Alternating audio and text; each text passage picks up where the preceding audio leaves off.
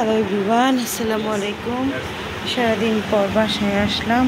বাসায় আসে দেখি ফাবিয়া নাজিফা বিল্লুকে এইভাবে ঘুম পাড়ায় রাখছে। এটা কোনো কথা?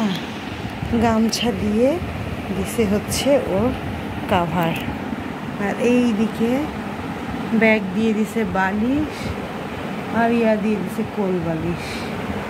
এই বিল্লু রানির ঘুমানোর স্টাইল, হোয়াট স্টাইল!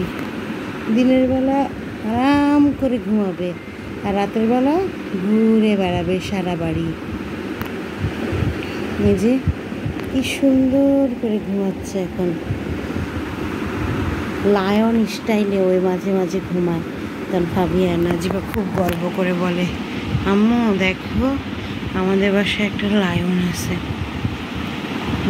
ও যখন ঘুমাবে আমি ওকে উঠাতে পারবো না, কিন্তু ফাবিহা নাজিফা দুইজন ওকে নিয়ে ওর কান টানবে, মাথা টানবে, আদর করবে, সব করবে।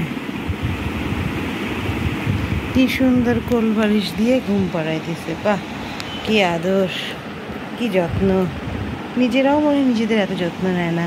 দুই বোনকে না যতটুকু ভালোবাসে, তার থেকে বেশি ভালোবাসে বিড়ালকে। আসলে এমনটাই হয়, ভালোবাসার বহিঃপ্রকাশ এক এক জায়গায় এক এক রকম হয়। যাক, তারপরও আলহামদুলিল্লাহ। এই যে এই ব্যাগ নিয়ে কত মারামারি দুই বোনের, আমার ব্যাগ তোমার ব্যাগ, তোমার ব্যাগ আমার ব্যাগ, আমার ব্যাগ তোমার ব্যাগ, এই করতে করতেই দিন যায়। কিন্তু এখন বিল্লুর বেলায় দিয়ে দিল। আর এই যে পারফিউমটা কোল বালিশ বানাইতেছে। নিজেরাও তো কোল বালিশ ছাড়া ঘুমাতেই পারে না, তাই বিল্লুকেও ইয়াকে অভ্যাস করাচ্ছে। উঠাই দিব নাকি বিল্লুকে আমি? ওই বিল্লু, বিল্লু আর কত ঘুমাবি? ঠিক আছে, ঘুমা। ফাবিয়াও কি ঘুমাচ্ছে? ফাবিয়াও ঘুমাচ্ছে ওই রুমে, ডাবল বেডে। আর এদিকে আমাদের বিল্লুকে যদি রানী বলি তাহলে নাজিবা খুব রেগে যায়। তুমি রানী কেন বলতেছো? আমার বিল্লুর সাথে রানীটা মানায়, তাই বলতেছি। রানী বলতে দিবে না।